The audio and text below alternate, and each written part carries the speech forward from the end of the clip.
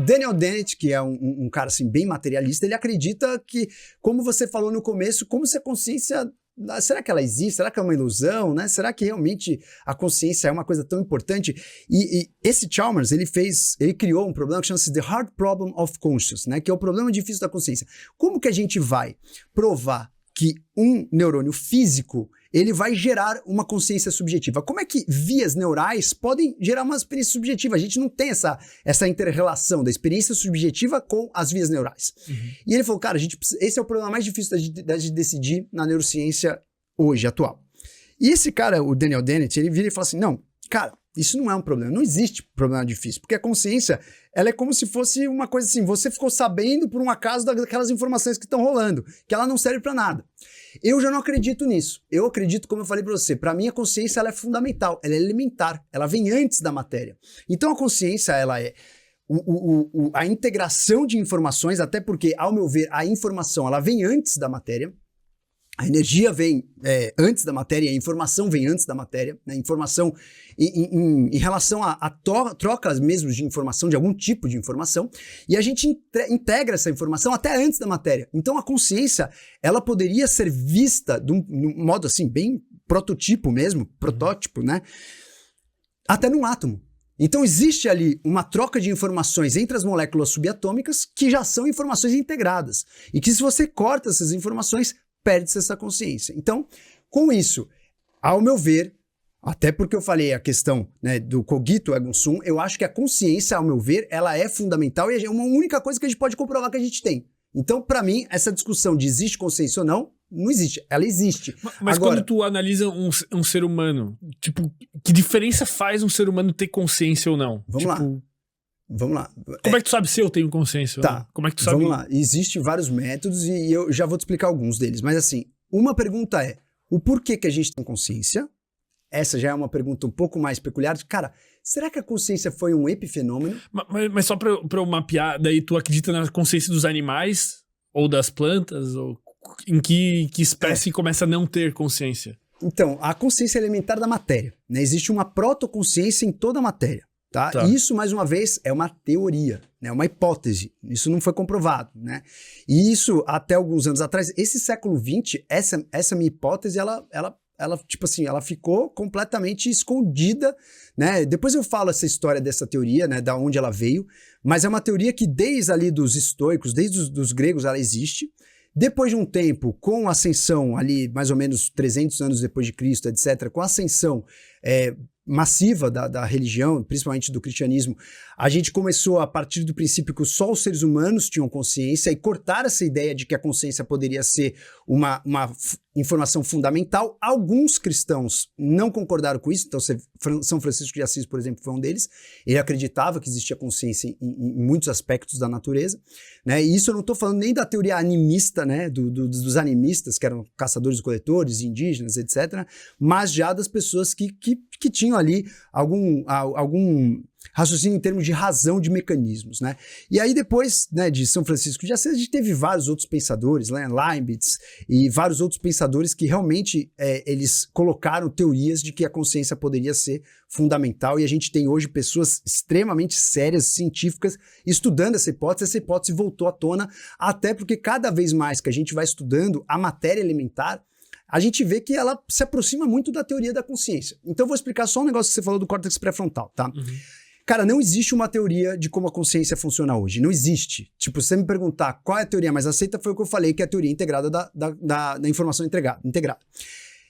Outra teoria que seria muito interessante chama-se Global Workspace Theory. E essa Global Workspace Theory, ela inclusive fala do córtex pré-frontal.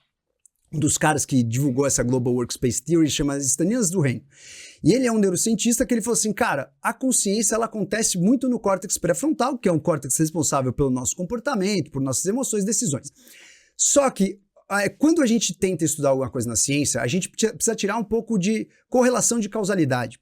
E para isso você precisa fazer alguns estudos de, cara, realmente aonde isso funciona, onde não funciona. Como que a gente vai separar o que é uma simples relação, né, correlacionado, né? Ela existe ali, mas ela não causa nada, né? Por exemplo, sei lá, vou imaginar que você fala assim, cara, toda vez que eu tomo Coca-Cola, eu treino melhor. Mas você correlacionou a Coca-Cola com o seu treino melhor. Mas se você não para pensar que toda vez que você toma Coca-Cola, você dá uma respirada de 10 minutos antes de sair para correr, descansa, respira bem, e aí quando você vai correr, o teu sistema está mais descansado.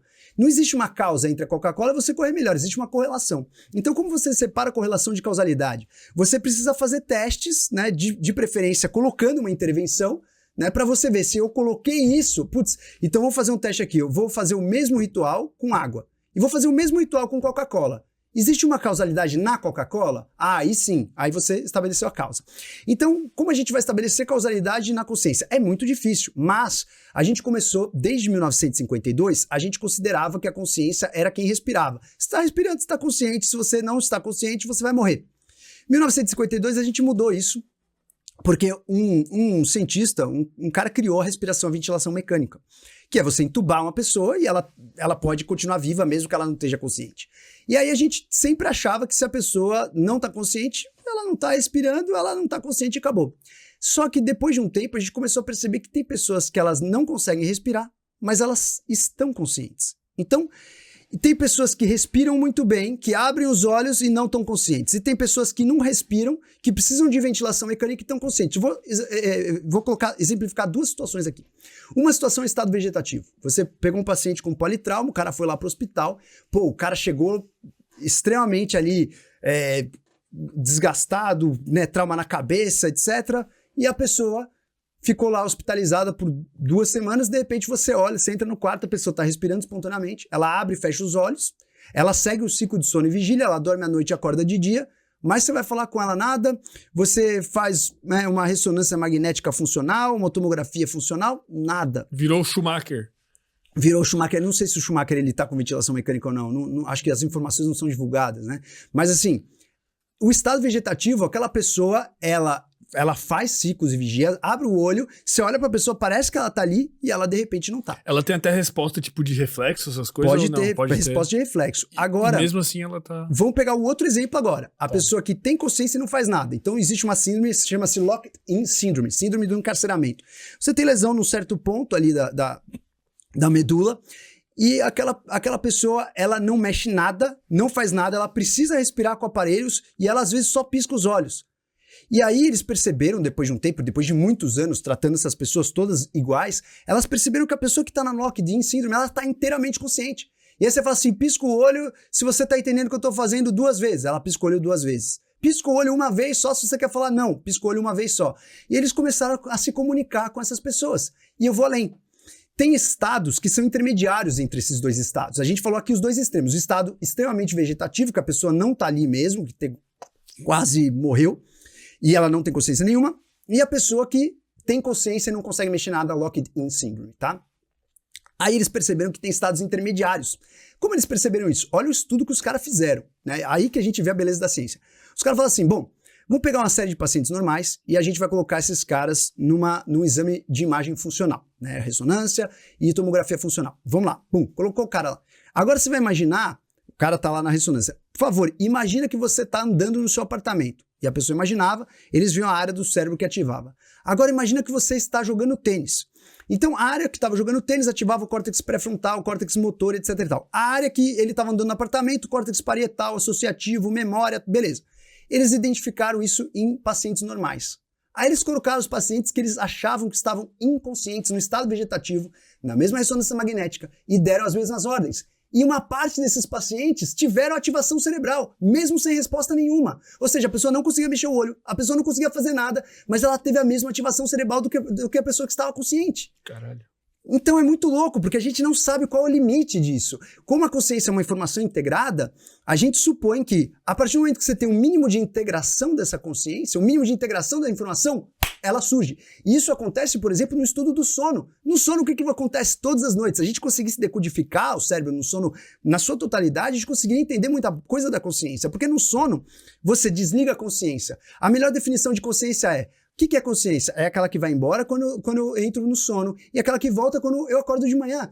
Mas tem alguns momentos do sono que a consciência religa. Por exemplo, nos sonhos. Então, no sono REM, você tem um leve aumento da acetilcolina, você liga ilhas de neurônios que vão se conectar e fazer integração de informação, e você tem a experiência de estar ali, de viver uma explosão, de correr, de viver um assassinato, um trauma, ou encontra pessoas que você não encontra, e você está ali, você acorda e você jura que você viveu essa experiência. Então, você ligou a consciência no meio de um processo inconsciente. Então, o que eu quero dizer? Com alguns estudos interessantes, né, em relação à consciência, quando você tenta achar consciência no cérebro, no córtex pré-frontal, inclusive nessa convenção agora de junho de 2023, eles perceberam que muitos estudos tentaram investigar essas duas grandes teorias da consciência, que é as que estão mais próximos de falar o que é a consciência. Essa Global Workspace Theory, que é do Stanislas Dehaene, ela foi uma teoria que usa o córtex pré-frontal como talvez a sede da consciência. Só que existe aquele caso que você já deve ter ouvido falar do Phineas Gage, que foi o cara que, né, estourou o negócio da pólvora e entrou na órbita do cara, ele teve uma lesão do córtex pré-frontal. E esse cara, ele chegou no hospital conversando com o médico e falou pro médico assim: ô doutor, eu vou te dar trabalho, né? Ele fez uma piada, ou seja, ele estava ali vivendo aquela experiência subjetiva. Então, Isso faz com que a gente fale assim, bom, se o cara estourou o córtex pré-frontal, talvez não esteja aí. E os estudos atuais, eles também endossam, essa Global Workspace Theory, ela fala o seguinte: a consciência nada mais é do que um palco, é como se fosse inclusive teve um cara que chama-se Bars, né, que ele falou, a consciência é um teatro, é como se fosse um teatro. E de repente, do nada, depende de como as informações estão distribuídas no cérebro, um artista por vez sobe nesse palco para ele ser investigado. Um artista por vez sobe nesse palco para ele falar, para ele poder exemplificar. Então essa Global Workspace Theory é como se fosse um broadcast de uma única informação que está rolando ali no mundo inconsciente, como se brotasse do mundo inconsciente uma única informação que você tomasse consciência. E essa Global Workspace Theory achava que a sede da consciência é no córtex pré-frontal. E justamente nessa convenção de junho agora, eles viram que essa Global Workspace Theory, ela tem muito mais erros do que a teoria de informação integrada, que é de um matemático, do Giulio Tononi, e que ele fez essa teoria junto com Christoph Koch.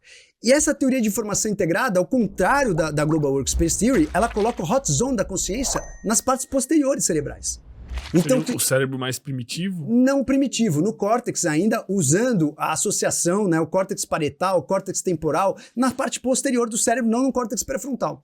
Então o que eu quero dizer? Nenhuma delas acertou onde está a consciência, tá? Nenhuma. Existem muitas teorias da consciência, ninguém acertou ainda, existem muitas especulações, né? Existe inclusive a interrogação de, cara, será que por um acaso a gente poderia ter também uma investigação dos fenômenos quânticos na consciência? Será que os fenômenos quânticos eles poderiam acontecer na biologia? E isso talvez poderia explicar, por exemplo, sincronização, que o Carl Jung fala há muito tempo. Será que isso poderia explicar pessoas que são clarividentes, pessoas que fazem telepatias? Será que a gente poderia justificar que a consciência ela seria talvez um fenômeno do entanglement? E eu falo isso no último capítulo do livro, porque assim, tem pessoas que falam assim, não, cara, você não pode usar a teoria quântica no sistema biológico, porque provavelmente o sistema biológico ele é muito quente, muito úmido para usar a teoria quântica. Mas existem muitas teorias que falam, cara, pode ser que isso seja verdade. Existe a teoria dos microtúbulos, que talvez em alguns neurônios tenham microtúbulos que funcionam com o funcionamento quântico. Né? Então, cientistas que estudam isso, né, por décadas, né, o Roger Penrose, ele fala, cara, existem microtúbulos em algumas células que eles têm um comportamento quântico e eles poderiam fazer com que a gente tenha uma sincronicidade. E aí isso poderia explicar, por exemplo, talvez uma consciência coletiva, ou isso poderia explicar você pensar a mesma coisa que a outra pessoa no mesmo tempo. Então, o que eu quero dizer? Cara, existem muitos cientistas sérios, com muitas teorias abrangentes, o foco é ter abertura. Então, se realmente não existisse o livre-arbítrio, se realmente tudo fosse determinado, muitas coisas que parecem ter bom senso, que parecem servir para a gente simular realidades, que parecem servir para a gente ter alguma certa análise de potencialidades, que tudo leva a crer que a gente tenha potencialidades que a gente pode brincar dentro dessas potencialidades. A análise da substância microscópica e quântica leva a essa teoria. A análise da mente, do funcionamento da mente, leva a essa teoria. Então por que eu deveria acreditar se não existe nada realmente que me comprove num puro determinismo, que é puro determinismo só porque a gente vive uma era onde a gente quer achar que a gente comprovou tudo, sendo que tem muita coisa embaixo do tapete ainda com todas essas teorias científicas. A grande questão é que de um tempo para cá, e eu falo assim, 2 séculos para cá, como a gente viveu numa fase extremamente religiosa, Então eu estava contando a teoria, né, do panpsiquismo, que começou lá na Grécia Antiga, e depois a gente começou a aniquilar a possibilidade de ser uma realidade, né? E a religião trouxe muita coisa boa, trouxe muita organização, trouxe muita coisa interessantíssima para o mundo, sentido para a vida. Valores, etc. Né? Não, seria muito incongruente, né? E eu acho que a religião ela é muito importante para muitas coisas, inclusive para você valorizar a tua existência. Mas ela veio também com algumas questões extremamente restritivas, que quando os cientistas começaram a perceber, pô, cara, os caras aqui eles estão me evitando enxergar uma realidade. Então, quando o Galileu falou realmente que o Sol era o centro da Terra, ele afirmou a teoria do Copérnico, ele foi colocado na Inquisição, as pessoas começaram a ver, pô, cara, esses dogmas muitas vezes estão inibindo com que a gente descubra alguma parte da realidade. E aí surgiu um pensamento meio que anti isso, né? Vamos, pô, provar tudo, etc e tal. Só que esse pensamento anti isso, ele também aniquilou muitos pensamentos de abertura. Porque a gente fala assim, não, a gente só pode acreditar que não é provado porque não vamos cair naquela ladainha de acreditar numa coisa que é dogmática. Só que a ciência está virando um dogma igual era a religião. Então eu não posso acreditar nada que está fora da ciência hoje em dia, eu não posso colocar hipóteses. Se eu coloco filosofias de mecanismos, eu não posso usar isso como talvez tentar entender a realidade por coisas que não são comprovadas pelo que faz mais sentido no bom senso. Eu não posso. A gente não tem esse benefício hoje, né? Se por acaso você parar para ver talvez os comentários desse podcast, você vai ver como a gente não pode fazer isso. Então hoje a gente está usando a ciência da mesma forma... Xingados pelos dois lados. Pelos religiosos e pelos cientistas. Exatamente. Então a gente está usando a ciência hoje de uma forma muito religiosa, muito dogmática. Sendo que tem pessoas fazendo trabalho incrível, usando princípios aí da própria ciência para a gente ter abertura e tentar explicar tudo. Então o panpsiquismo, ele tomou um pouco de força nesses últimos tempos, porque a gente começou a perceber que a gente está chegando no momento onde alguns estudos de matérias estão permitindo com que a gente realmente reveja o que é uma informação. Né? Será que o mundo é material? Então a gente divide basicamente em 3 grandes escolas. Aquelas que são os materialistas, que antes eram os fisicalistas, hoje a gente chama de materialistas, né? Que acreditam que a matéria é elementar, que tudo está na matéria. Os idealistas, que acreditam que a realidade está na mente e que a matéria é só alguma coisa mais supérflua em relação à realidade. E existem os panpsiquistas que unem os dois caminhos. Né? Existe a realidade mental, existe a realidade da potência da consciência e existe também o mundo físico. E esses mundos eles podem se sobrepor. Então, por que não? Muitas pessoas extremamente sérias e céticas estão estudando, e isso não significa ser panpsiquista, né? Não significa que você acredita que está tudo fora do corpo, ou você pode ser um materialista panpsiquista. Você pode acreditar que tudo acontece no corpo, mas que a consciência é elementar. Então, assim, não existe uma crença única. Existe uma abertura e provavelmente a gente vai ter que ampliar muito o conhecimento para ter um entendimento completo disso. Tem uma utilidade aplicável a ter esse conhecimento? Ou, tipo, é uma discussão, vamos dizer, filosófica? Foi excelente a tua pergunta. Porque eu me pergunto isso sempre, até porque é um campo de estudo que eu aprofundo muito. E, cara, eu falo de muitas coisas, né, na internet, eu tenho curso digital e etc. Cara, quando eu falo de consciência é quando dá menos ibope. As pessoas realmente não se interessam tanto por isso, porque é exatamente essa sua pergunta. Será que tem alguma aplicabilidade? E eu vou, inclusive, fazer uma provocação que eu acho, na minha opinião, qual é a aplicabilidade, tá? O que eu vejo, o que eu tô vendo, isso também não é comprovado, é simplesmente um achismo, tá? Não tá em nenhum estudo duplo cego de Harvard, é simplesmente um achismo meu mesmo, fonte e voz da minha cabeça. Ao meu ver, as pessoas que entendem o mundo como uma consciência elementar e que se permitem ver além da matéria e achar que realmente existem coisas muito primordiais à matéria, que a matéria é uma parte da realidade, ou a matéria é uma parte para a gente entender o mundo, a matéria é uma parte daquele potencial que realmente se colapsou ou se realizou, e a gente já pode falar disso. Essas pessoas que entendem que isso é um algo a mais, elas têm mais sentido na própria vida. Por quê? Porque se a consciência é elementar e ela não é material, ela não obedece às leis, que inclusive Albert Einstein falou, do espaço-tempo. O Albert Einstein ele relacionou justamente essa lei do espaço-tempo com a matéria, né? Se por um acaso existe, né, um espaço-tempo, a gente pode calcular, né, esse espaço-tempo, a gente pode olhar para esse espaço-tempo como toda matéria, né, segue essa lei do espaço-tempo. Agora, isso vale para o mundo material. Para o mundo imaterial, a gente não estaria no espaço-tempo, né? O tempo, ele seria um tempo relativo. Diferente da lei newtoniana, que o tempo, ele não pode ser um tempo maleável, na teoria do Einstein, na teoria da relatividade do Einstein, que inclusive ele foi um dos caras que, né, deu pontapé para a física quântica e depois ele viu e falou, cara, não, ele não aceitou a física quântica, o Albert Einstein nunca aceitou a física quântica, mas ele deu o pontapé inicial para a gente pensar um pouco fora da casinha. Se por um acaso a gente analisa que nós somos, muito antes da matéria, uma consciência, uma parte de nós não obedece às leis do espaço-tempo. E uma parte de nós, ela não está fadada a perecer no espaço-tempo. Isso explica, talvez, um pouco do significado da nossa existência. E você perde um pouco aquele medo de ser perecível. Aquele medo de você, cara, putz, realmente não ter nenhuma missão, não servir pra nada. Porque você talvez entenda que faz parte você ter uma consciência que é um pouco mais profunda do que você vê e que é um algo a mais, é um sentido a mais pra sua vida. Então, as pessoas, geralmente, em geral, né, fontes, vozes da minha cabeça, as pessoas que realmente estão mais abertas a entender o mundo além da matéria, ou uma consciência por trás dessa matéria, elas tendem a entender um pouco mais de sentido na bagaça toda, do que você olhar simplesmente uma versão materialista, onde você é completamente perecível e não faz muito sentido, porque se tá tudo determinado, o que faz sentido eu acordar todos os dias e tentar ser melhor, ou ser alguma coisa melhor? Se não existe realmente livre-arbítrio, por que realmente eu tenho que me dedicar para alguma coisa a mais? Por que realmente eu tenho que colocar alguma força motivacional, né? O próprio Nietzsche falava isso, né? Que é a força motriz, a força motora, cara, a força do potencial de eu fazer algo a mais. Essa força, ela existe. Então, aonde está essa força? Se existe um determinismo, por que essa força pode ser variável? Então, geralmente, se você é extremamente materialista e determinista, você tem mais dificuldade, não estou falando que não exista, existem pessoas materialistas, deterministas que têm muito sentido para a vida e vivem felizes da vida, mas você tende a ter mais dificuldade para achar sentido na bagaça toda. Pleno 2023, o ano que o Sem Groselha vai ser revelado pro mundo, e você ainda não é inscrito?